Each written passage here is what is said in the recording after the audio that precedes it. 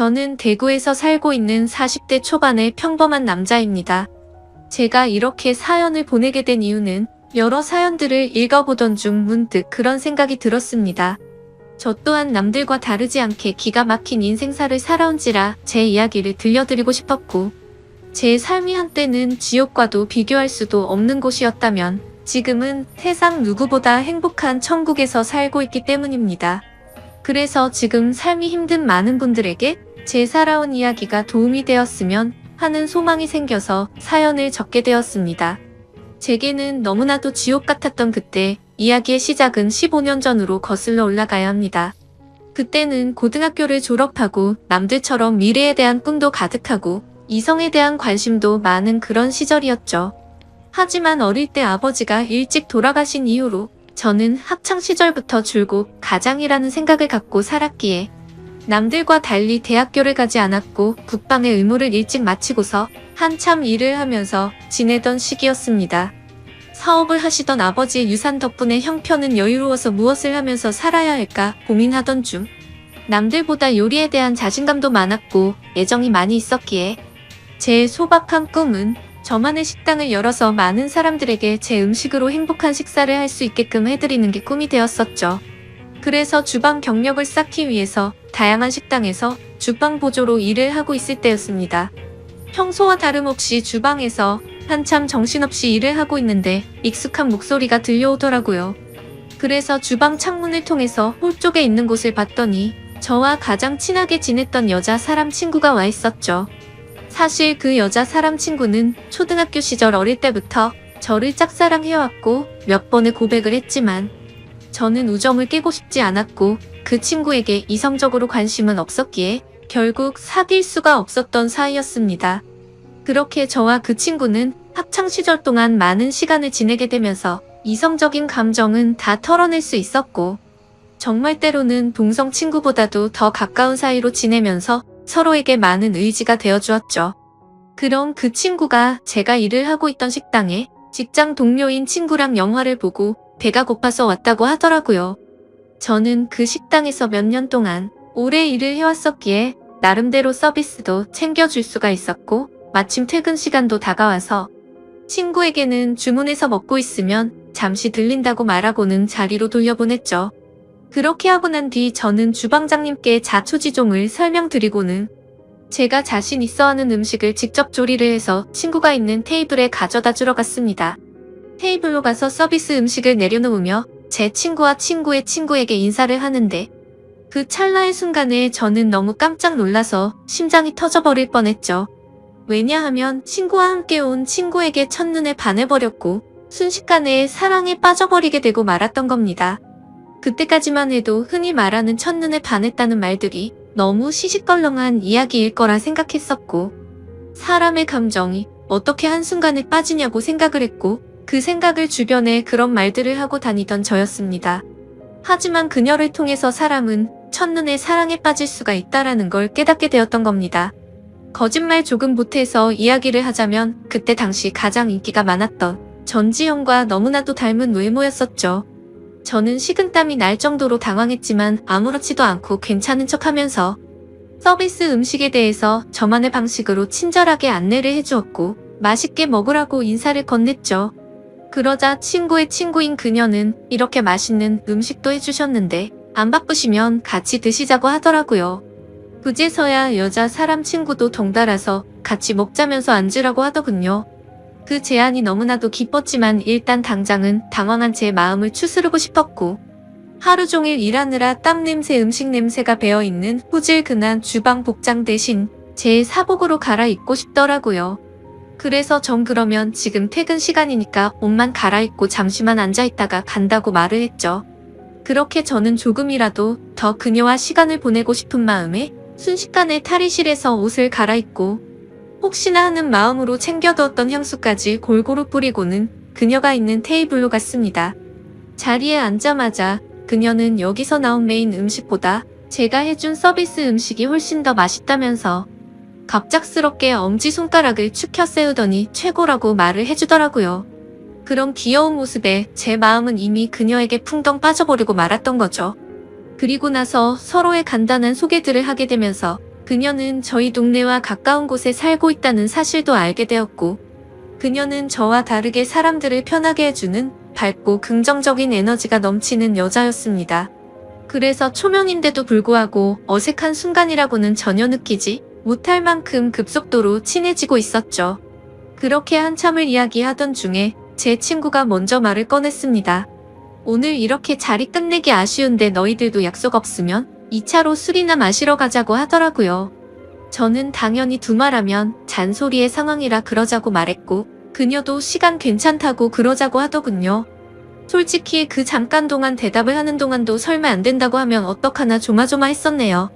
식사를 마친 셋은 근처에 있는 술집으로 자리를 옮기게 되었고, 술이 취하면 취할수록 저는 그녀에게 더욱 취해버리고 말았습니다. 사실 외모만 보고 가슴이 두근거리고 마음이 혹했던 것도 사실이었지만, 같이 대화를 나누어 보고 이야기를 하면 할수록 제가 바라던 이상형에 가까운 여자라고 느껴졌거든요. 그러다 그녀는 화장실에 다녀온다면서 자리를 뜨게 되었고, 제 친구는 제 마음을 어떻게 바로 알았는지 제게 너 너무 티나게 좋아하는 거 아니냐고 웃으면서 말하더라고요. 그래서 내가 지금 너무 티가 나냐고 물어봤고, 혹시 그녀가 남자친구가 있는지도 물어봤습니다. 그러자 친구는 얼굴도 예쁘고 성격도 좋아서 주변에 남자애들이 많긴 하던데 남자친구가 있는지는 모르겠다고 하더라고요. 그러면서 친구는 잠시 동안 가만히 있더니 저를 보고 묻더라고요. 보수적인 성격으로 저렇게 인기 많은 여자애랑 괜찮겠냐고요. 물론 모든 남자가 관심 가질 만큼 예쁘기도 하고 인기도 많은데 그만큼 아마 스트레스 많이 받을 것 같다며 그런 것도 다 감당할 자신 있으면 잘해보라고 하더군요. 사실 친구와는 동성 친구보다도 친한 그런 사이였지만 친구의 감정을 매번 거절해왔던 과거가 있었기에 친구에게 눈치가 보였었죠. 하지만 제 마음을 이해해주고 잘해보라는 친구의 말에 너무 고마웠고 미안한 마음이 들더라고요. 물론 그렇다고 그녀를 포기하진 않았을 겁니다. 이미 그녀에게 너무 많이 빠져 있었기에 친구가 반대를 하더라도 아마 그 의견을 받아들이진 못했었을 테니깐요. 그래서 저는 친구에게 응원해줘서 고맙다고 제 마음을 표현했고 그녀와 잘 될 수 있게 도와달라고 말했죠. 그러자 친구는 아무렇지도 않은 듯이 알겠다면서 잘 되면 나중에 밥이나 쏘라고 하면서 웃더라고요. 이야기가 끝날 때쯤 그녀는 다시 자리에 돌아왔고 셋이서 술을 더 마시기 시작했습니다. 그때부터는 친구에게 제 마음을 털어놔서인지 조금 더 푼수처럼 제 마음을 표현하기 시작했고 정말 바보가 따로 없다 싶을 정도로 과한 리액션을 하면서 재밌는 시간을 보내고 있었죠. 그렇게 저도 모르게 친구는 이미 관심 밖으로 사라진 지 오래였고 다 같이 술을 마시던 중 친구는 전화가 왔다며 잠시 자리를 비웠고 다시 자리에 돌아와서는 갑자기 급한 일이 생겼다면서 아무래도 먼저 가봐야 한다고 말하더군요. 그러자 마주 앉아있던 그녀는 이상하다 싶을 정도로 쿨하게 그래 알겠다며 내일 회사에서 보자고 하더라고요. 저도 친구에게 무슨 안 좋은 일 생긴 건 아니냐고 물어봤고 친구는 그런 건 아니니까 걱정 말라면서 먼저 자리를 떠나게 되었습니다. 그렇게 그녀를 처음 만난 그날 너무나도 자연스럽게 단둘이서 술을 마시게 되었고 한참을 마시다 보니 그녀는 술에 취했는지 제대로 정신을 못 차리고 있더라고요. 아쉬운 마음이 컸지만 다음을 기약하면서 매너 있게 그녀를 부축해주고 밖으로 나왔죠. 그녀에게 집까지 조심해서 갈 수 있겠냐고 물어보자 서로 근처 동네에 살고 있는데 집까지 좀 데려다 주면 안 되냐고 묻길래 그런다고 대답을 했습니다. 그렇게 택시를 타고 그녀의 집에 데려다 주는데 갑자기 춥다고 하더니 제 팔짱을 낀 채로 잠을 자더라고요. 갑작스러운 그녀의 적극적인 행동에 많이 당황스럽기는 했지만 기분은 너무 좋았었죠. 10분 정도가 지난 뒤 그녀의 집 근처에 도착을 했고 택시에서 내렸습니다. 저는 그녀가 사는 곳 앞까지 데려주는데 그녀는 갑자기 술이 다 깼는지 맥주를 한 잔 더 하자고 하더군요. 사실 그때는 의아했었죠. 30분 전까지만 해도 정신을 잃을 정도로 취한 것 같더니 맥주를 더 마시자고 하다니 말이죠. 하지만 그때 당시에는 그런 것들이 중요한 게 아니라 그녀와 더 같이 있을 수 있다는 게 좋았을 뿐이었습니다. 저는 그럼 근처에 있는 술집으로 가자고 했더니 그녀는 편하게 마시고 싶다고 하더라고요. 자취를 하고 있어서 집에 아무도 없으니까 편의점 가서 맥주 사서 들어가자더군요. 순간적으로 온갖 상상이 다 펼쳐졌고 처음 만난 그녀와 그녀의 집에서 단둘이 맥주를 마신다고 생각하니 그때부터 또다시 제 심장은 고장난 듯이 두근거리기 시작했습니다. 혹시라도 마음이 바뀔까 봐서 그녀에게 잠시만 기다리라고 하고는 서둘러서 옆에 있던 편의점에 들어가서 맥주를 사서 그녀의 집으로 올라갔습니다. 생전 처음으로 여자 혼자 사는 집에 가본다는 게 얼마나 설레는지 그 기분은 지금도 잊을 수가 없네요. 그렇게 그날 밤 무슨 마법이라도 걸린 것처럼 말도 안 되는 일이 연속으로 일어나더니 결국에 그녀와 저는 만난 지 반나절 만에 서로의 마음을 확인하게 되었고 연인이 되었습니다. 지금 생각해보면 그때 그런 이상한 상황들이 결코 평범하지 않은 걸 몰랐던 게 제 크나큰 실수였습니다. 여자친구와는 순간적인 만남으로 서로에 대해 자세히 알지 못하는 상태에서 연애를 시작했지만 제가 아는 바로는 얼굴도 예쁘고 성격도 밝고 착한 그런 여자였기에 저는 감사할 따름이었죠. 그런데 함께 지내면 느꼈지만 여자친구는 모든 부분에서 금방 불타올랐다가 금방 식는 그런 성격들이 보이더라고요. 저와 연애를 할 때도 마찬가지였습니다. 처음 연애를 시작했을 때는 남들보다도 훨씬 많은 시간들을 함께 했고 여행도 정말 한 달에 한 번에서 2번꼴로 엄청나게 많이 다녔습니다. 물론 여자친구는 돈 한 푼도 보태지 않았지만 저는 여자친구를 너무 사랑했었기에 그런 모든 게 괜찮았었죠. 그러다 보니 그런 일상들이 너무나도 당연해졌고 여유로운 제 형편을 알던 여자친구는 점점 더 비싼 선물을 원하더군요. 어차피 결혼을 약속한 사이였고 여자친구에게 주는 모든 게 아깝다는 생각은 없었기에 원하는 대로 다 해줬습니다. 하지만 그런 행동들도 금방 익숙해졌던 건지 또 다시 흥미를 잃은 건지 아니면 당연하게 생각한 건지 금방 마음이 식어 보이더군요. 그렇게 지내던 중 여자친구는 또 다시 주변의 또래 친구들이 결혼하는 모습을 봐서 그런 건지 결혼에 대한 생각이 급격히 불타올랐던 건지 뜬금없이 갑자기 결혼을 하자고 먼저 말하더군요. 어차피 내년쯤에 이야기를 하고 결혼을 하려고 생각은 했지만 조금은 당황스러웠죠. 하지만 제 모든 걸 다 바쳐도 아깝지 않았던 여자였기에 그러자고 대답을 했고 결혼식도 속사포로 진행이 되었던 것 같습니다. 여자친구는 곧바로 예식장을 알아보았고 6개월 뒤로 예약을 잡을 수 있다고 하더니 저희 커플은 하루아침에 6개월 뒤 부부가 되는 거였죠. 그렇게 급박하게 준비하던 탓에 정신없이 시간이 6개월이 훌쩍 지나가 버렸고 결혼식을 며칠 앞둔 어느 날이었습니다. 여자친구는 결혼 전에 친구들과 저녁을 먹고 온다고 나가더군요. 그때는 이미 여자친구와 신혼집에서 같이 지내고 있었기에 여자친구를 배웅하고 저는 집에서 있었고 그렇게 연락을 잘 주고받다가 저녁 11시가 넘어가면서부터 연락이 되지를 않더군요. 저는 그때부터 점점 초조해졌고 혹시라도 무슨 일이라도 생긴 거 아닐까 싶어서 정신 나간 사람처럼 여자친구의 친구들에게 연락을 하기 시작했습니다. 하지만 그 연락을 통해서 충격적인 사실을 알게 되었고 저는 당장 집 밖으로 뛰쳐나갔습니다. 친구들과 저녁 6시부터 만나서 밥을 먹고 술을 마신다고 했던 여자친구의 말과 다르게 저녁을 다 같이 먹고 나서 저녁 8시가 되기도 전에 전부 헤어졌다고 하더라고요. 도대체 무슨 생각으로 거짓말을 한 건지 이해가 되지 않았지만 그때 문득 들었던 생각은 이건 다른 남자를 만나서 거짓말을 한 거다라는 확신이 들었던 거죠. 그 생각이 들고부터는 주체할 수 없을 정도로 분노가 치밀어 오르더군요. 그렇게 무작정 약속이 있었다던 장소로 가서 술집이라는 술집은 다 들어가 봤고 몇 시간 동안 아무리 찾아봐도 여자친구의 흔적은 전혀 보이지가 않더라고요. 어쩔 수 없이 저는 다시 집으로 돌아왔고 새벽 3시가 넘었는데 그때까지도 여자친구는 집에 들어오지를 않았더군요. 그때 때마침 창문을 통해서 밖을 보고 있는데 차 한 대가 서더니 아니나 다를까 어떤 남자와 제 여자친구가 같이 내리더라고요. 순간 당장 창문을 열고 욕을 해버릴까도 생각했지만 제 착각일 수도 있고 무슨 짓을 하는지 보려고 가만히 있었죠. 그런데 갑자기 둘이서 마치 연인 사이처럼 손을 잡는 모습을 보고는 도저히 참을 수가 없었습니다. 그 조용한 새벽 시간에 창문을 열어버리고 크게 소리를 쳐버린 거죠.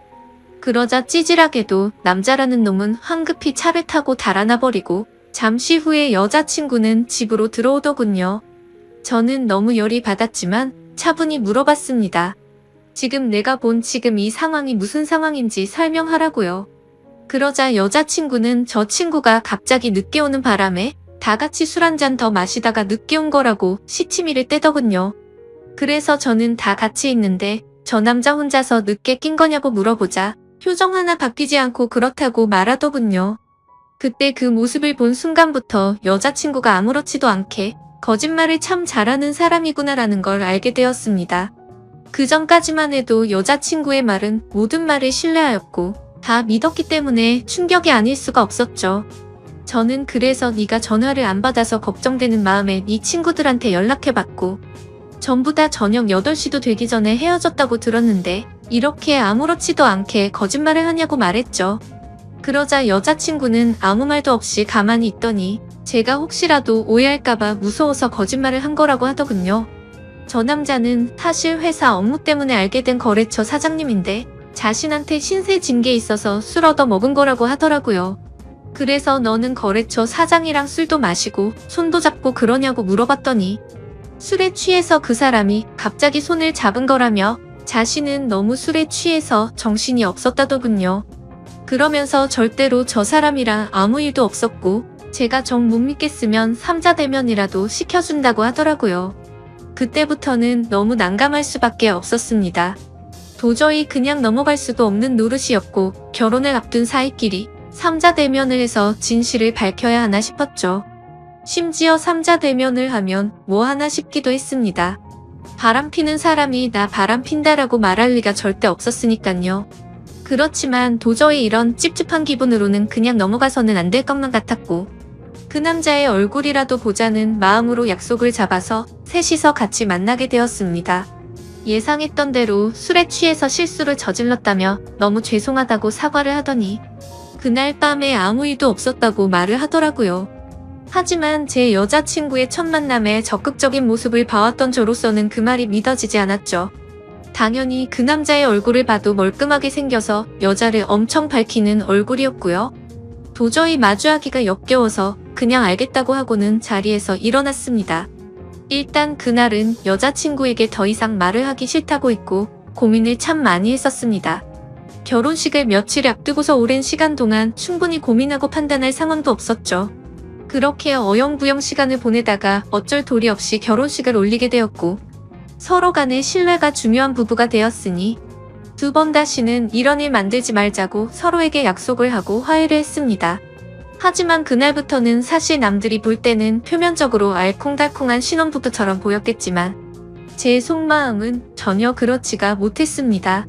잠을 자다가도 그때 그 장면이 떠오르는가 하며 아내가 외출을 하거나 회식을 하고 조금이라도 늦게 들어오면 의심이 들기 시작하더군요. 말 그대로 저는 일처증이라는 심각한 병이 생겨나고 있었던 거죠. 그로 인해서 아내에게도 겉으로는 괜찮은 척했지만 결혼 전에는 즐겨 마시지도 않던 술도 매일같이 마시기 시작했습니다.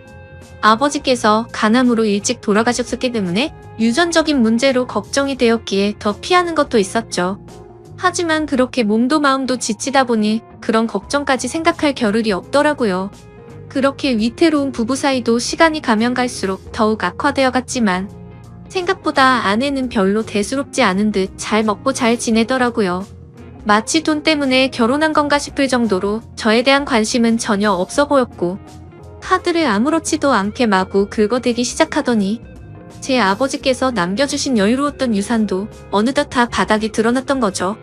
그렇게 결국에는 날이 갈수록 금전적인 문제까지도 다툼으로 이어졌고 제 아내는 제게 갑자기 결혼을 하자고 했던 것처럼 갑자기 이혼을 해달라고 하더군요. 그동안 참고 살았는데 도저히 이렇게 살고 싶지가 않다고 하면서요. 그리고 사랑하는 남자가 생겼다면서 이혼을 하자고 당당히 말을 하더라고요. 너무 갑작스러운 돌발적인 행동에 너무 황당했습니다. 그러면서 일단 당장은 나갈 테니까 짐은 제가 없을 때 챙기러 온다고 하더니 밖으로 나가버리더군요.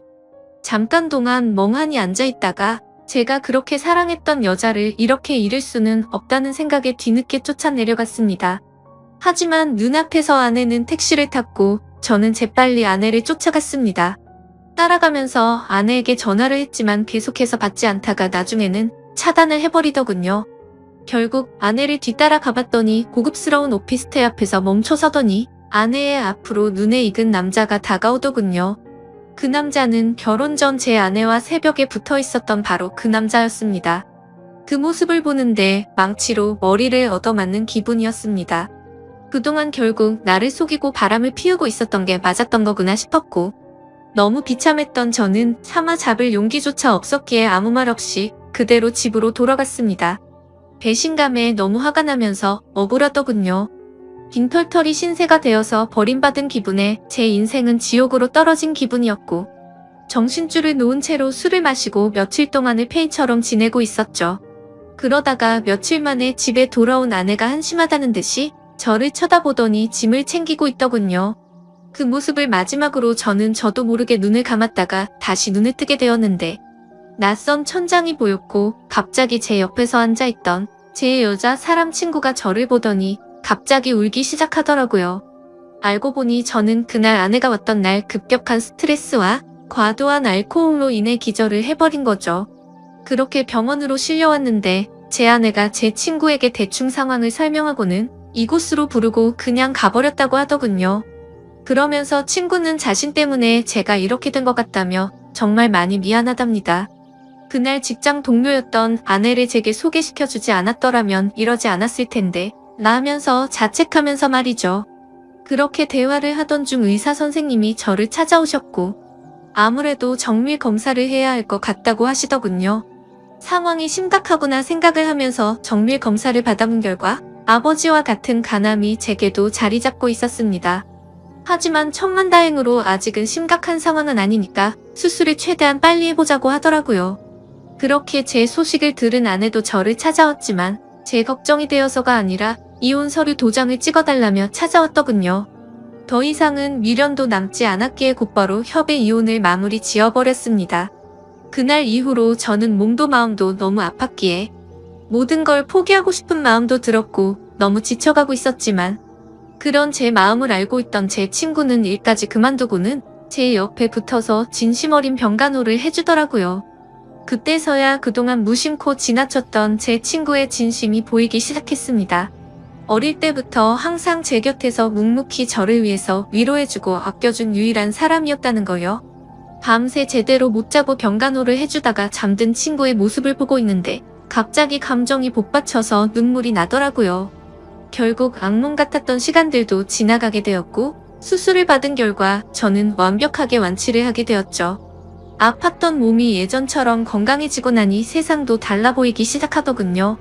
그동안 잘못된 여자 하나 때문에 내가 꿈꿨었던 일들이 무너져 내릴 뻔한 걸 생각하니 섬뜩한 생각이 들었습니다. 앞으로 다시 밑바닥부터 차근차근 열심히 해보자라는 생각이 들었죠. 곧바로 제가 살고 있던 신혼집을 팔아버렸고 대출을 받아서 음식점을 차리게 되었습니다. 그리고 친구에게 저 때문에 일까지 그만뒀는데 우리 식당에서 같이 일해보자고 제안을 했고, 친구와 저는 맨땅으로 헤딩해서 몇 년 동안을 겨우 입에 풀칠이나 해가면서 버텨냈고, 결국에는 어느 순간부터 입소문이 점점 퍼지더니 맛집으로 소문이 나서 장사가 잘 되기 시작했습니다. 그렇게 무너졌던 제 삶은 다시금 일어서기 시작했고, 직영점을 하나씩 늘려가면서 제가 꿈꿔왔던 제 음식을 전국적으로 늘려가기 시작한 결과 지금은 전국에 10개 정도의 직영점을 운영할 정도로 과거와는 아주 다른 인생을 살고 있죠. 그리고 돈만 밝히고 남자의 환장한 허영심 많던 전 아내는 결국 빚더미에 앉았더군요. 사업을 해서 돈이 많다고 했던 그 남자의 정체는 겉만 번지르르한 투자 사기꾼이었답니다. 그로 인해서 전 아내는 모아뒀던 모든 재산도 잃게 되었고, 빚을 갚지 못하면 경매로 다 넘어가게 생겼다면서 제게 연락이 왔는데, 저를 병원에 버려두고 간 것처럼 저도 똑같이 무시를 해주었죠.